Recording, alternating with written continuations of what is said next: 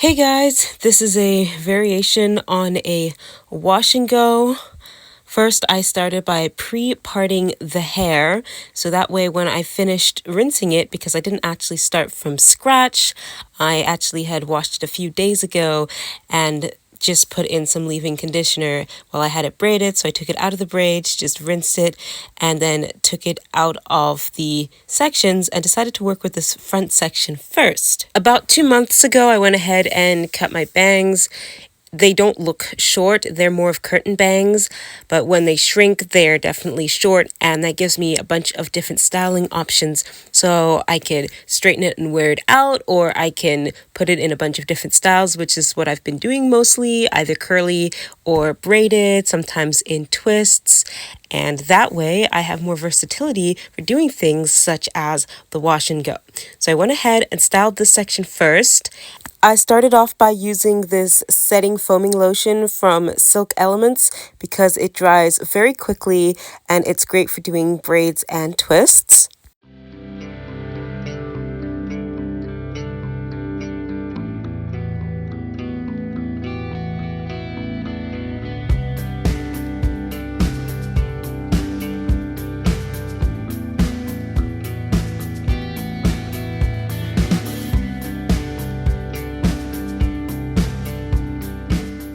After the braids were finished, it was time to go ahead and add some hair jewelry. After a while, with usage, they will start to break down a little bit, but there's quite a lot of them in the package, so if you're careful, they should last you a long time, even if a few start to break down here or there. Once I was finished adding the jewelry, it was time to complete the rest of the wash and go. The microfiber towel that I had on earlier did a great job of actually drying my hair, even when I just had it in a bun and didn't actively dry it. So I had to go ahead and respray some water on it to get it just a little bit damp enough to accept the curl cream. And I'm using the curl cream because I don't like the crunchiness that gel gives me. But with just the leave-in, it's not going to have quite enough hold for what I want. So I went ahead and created a part that I ended up really hating and changing later. But once I had that part in place, in this stage of the process, that's when I went ahead and started adding the water and the curl cream. Usually I don't do the wash and goes quite as thoroughly as this. Usually I just go ahead, stick leave-in conditioner and curl cream right out of the shower and don't worry about drying it too much.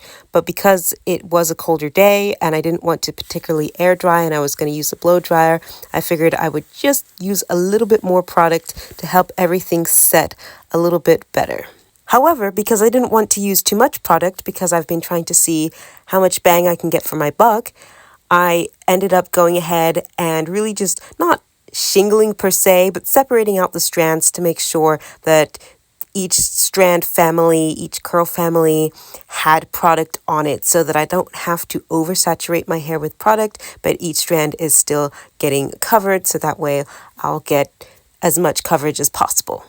And remember, I'm not starting from a fresh wash, so the hair does need a little bit extra TLC to get it to conform to what I want it to do. If I started with a fresh shampoo and condition, then I wouldn't even bother with doing all this. I would just literally wash it, put the product in by prayer hand smoothing it in, and go. But on a slightly older, what I call rinse and go, I just added a little bit more product and did this method to make sure it works out the way I would like. After that, it was time to go ahead and dry my hair. So I always make sure to go ahead and use a heat protectant, even if I'm just using the blow dryer and I'm not using direct heat, and even if I'm holding the blow dryer away from me. With the heat protectant, I found that I don't feel 100% confident that I'm getting everything, so I like to spray it into my hand and also distribute it that way so I can feel more confident that I am also getting full coverage with this product as well and keeping my hair protected from the heat. As I mentioned before, I really hated how I had parted it. I'm just really not into hard parts unless I'm doing braids or twists or something like that.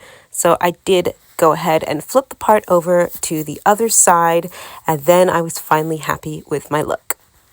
Outfit change time. This was my final look, how everything went together. It had dried up by this point. The coils were coiling. and everything still had a lot of body, a lot of life, a lot of movement. Very bouncy and soft most of all. And you can see that the front areas ended up being more defined because I probably ended up putting a little bit more curl cream on them, and the back areas are a little fuzzier, but that's okay because that's how I like it to look.